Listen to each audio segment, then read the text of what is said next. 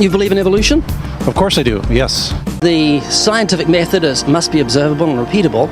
So could you give me one piece of observable evidence for Darwinian evolution? Okay, I would point to, as one great example, is look at the genetics of the stickleback.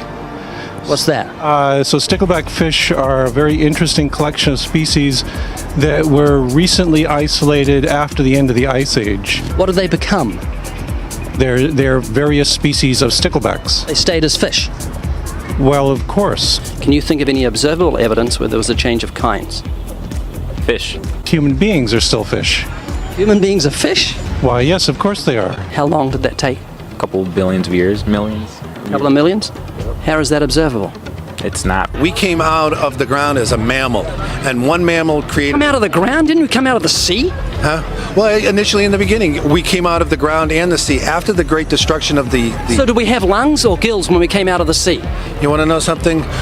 Those that were in the sea, I guess, had gills, and those that were on land had lungs. Who knows that we came out of the sea or we evolved from mammals? So you don't know? Huh? Of course I don't know. I'm accepting that they did their science correctly. Could you give me an example of Darwinian evolution, not adaptation or speciation, but a change of kinds? These are changes of kinds. They're still fish. They're distinctly different fish. I would say look at Lenski's experiments with bacteria then. So what did the bacteria become? The bacteria are still bacteria, of course. That's not Darwinian evolution. That's not a change of kinds, is it? It is a change. It is a change in the genetic makeup of the bacteria, which is... They're still bacteria. So what did the bacteria become? A new kind of bacterium. So it's still bacteria. There's no change of kinds. To summarize, the observable evidence that you give me for Darwinian evolution is bacteria becoming bacteria. No, it is bacteria acquiring new metabolic capabilities.